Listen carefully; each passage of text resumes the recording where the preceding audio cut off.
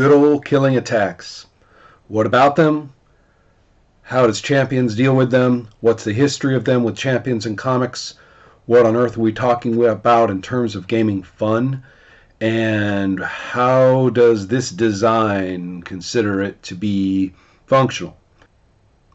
Well, we can't turn to the comics to save us. There's kind of this belief that there's, the ruthless hero who will do what must be done when it must be done, who will kill, and then there's the virtuous hero who kind of wrings their hands and says, no, heroes don't kill, and all the rest of that.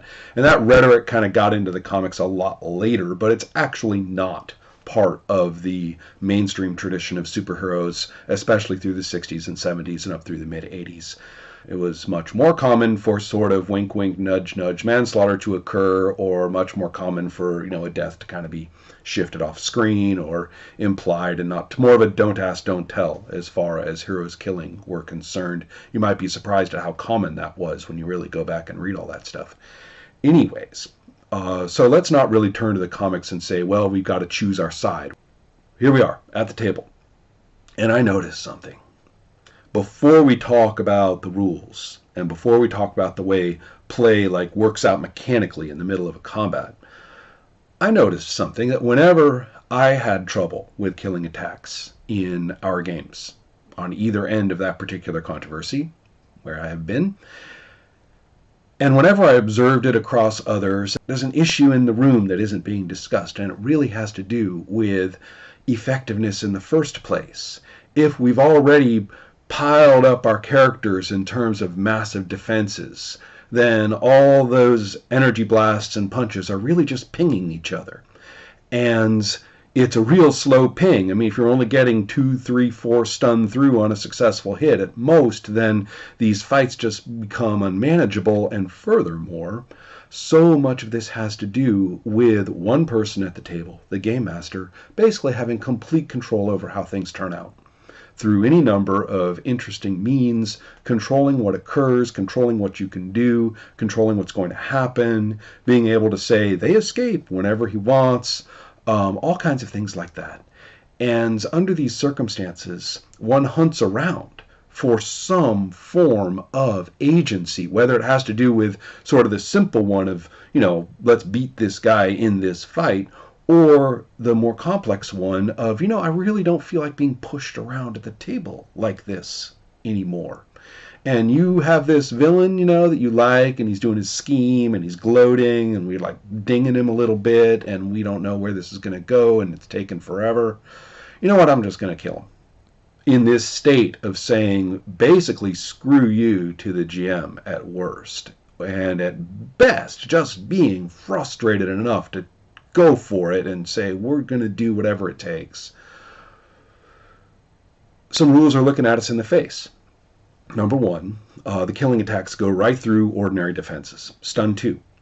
And if you think about that, even a 1d6, it's on a Hail Mary roll of 6 body and a 6 on the stun multiplier, so that's 5 times 6 for stun. That's 30 stun getting through this guy's defenses if he doesn't have resistant defenses.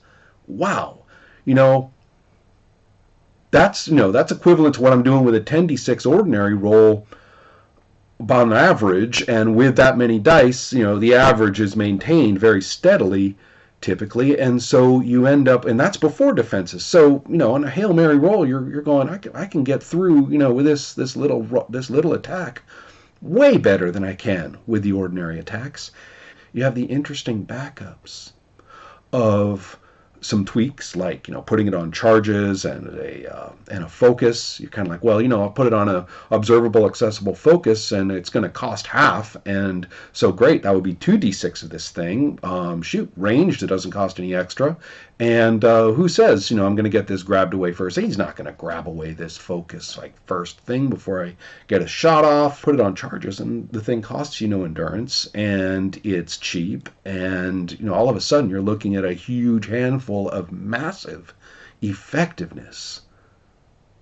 Wow, that's great. I can, even at the best case scenario where I'm just frustrated at not ever doing anything to any of these foes, even at that level, this thing's a huge advantage. And at the kind of screw you level of play, which is unfortunately fairly common in the circumstances that I'm talking about when people get really hyped about killing attacks, well, this thing's gold. Let's look at a couple of the other rules intersections, though. After all, you can have that dialogue about, well, heroes do not kill going on. Borked as it is, it does come up as a means, and now we're talking about a power struggle at the table. They're not really talking about comics. They're not really talking about even enjoying play. Right now we're talking more about this power among individuals. Who's going to have more weight at the table, the GM armed with a bunch of subtle fiat methods, or the player armed with, these really, really heavy, these are some adamantium dice we're going to roll now if I get to have 46 kill, for no endurance ranged. Come on. The player's got a couple of other bits in that arsenal. One of them is the Berserk and Enrage. All of a sudden you've got carte blanche. Whatever power was present in one of the GM's weapons, which would be to point to the CVK on the sheet, which a lot of people took and stuck on there, and you get your 20 points or more for it, and great, I needed the points. And forget it after that.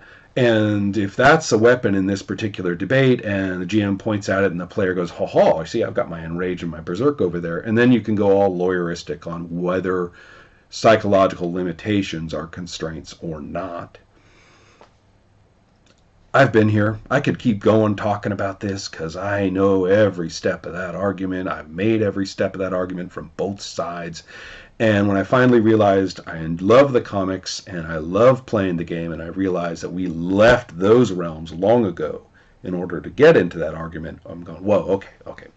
Let's really take some breaths. What do I have right now in that Champions Now document? It looks actually as though I'm being pretty generous for killing attacks. I've pulled them out of the powers and made them into two advantages, lethal and destructive. So, first and foremost, they're still there. They're just not called that, but they're definitely still there. You see that psychological limitations are consistent with those original rules, not behavior constraints. None of them say, I won't do this. Or rather, even if they say, I won't do this, it's not a rule that I won't do this. Second, I've left the killing attacks in there, and I've arguably kind of opened them up a little bit. They've changed the cost with this new construction a bit, but you can now get them on ego attacks. You can now get them on other attacks because they're advantages. Well, brutal. It's starting to look pretty gory in there. I have dropped defenses to some extent, which seems to make it even worse. Now you're making killing attacks all attacks even more effective by having these lower defenses. You see, what I'm doing is taking a risky step. I have made this quite permissive in terms of the killing attack. I've taken away all the weapons of that debate. The idea is not to go down that wrong road in the first place. The wrong road of the I have no agency and the power struggle over what can and can't happen, what you can and can't say in play, what a character can and can't do according to who. The way Champions Now works is actually to generate plot, story through what happens, not through what somebody specifies is going to happen and how. The whole GM in charge of the story thing is gone. Let's see where we get. Do we run into the agency and power struggle? With all the work that I've provided, all the mechanisms I've provided, that the GM is not running the story, and therefore control over what player characters do and don't do, can and can't do, what players can and can't announce for them to do. With all that out of the way, maybe the whole fuel tank of the, killing attack versus no killing attack, heroes do kill, heroes don't kill, maybe the whole fuel tank of that discussion is gone in the first place. And I'm pretty sure it is. I'm pretty sure after that point, then our understanding of the killing and when and if it occurs, its importance to play and whether heroes agree or disagree about it actually becomes fun rather than unfun. And then from there, we'll see about rules tweaks regarding the effectiveness. I've messed with the effectiveness here and there in subtle ways. You'll notice that the stun of the killing attack does not actually get through ordinary defenses anymore, but that's the only change I made. So let's see if that one small change with those bigger changes on the front end of this whole problem, let's see how they do.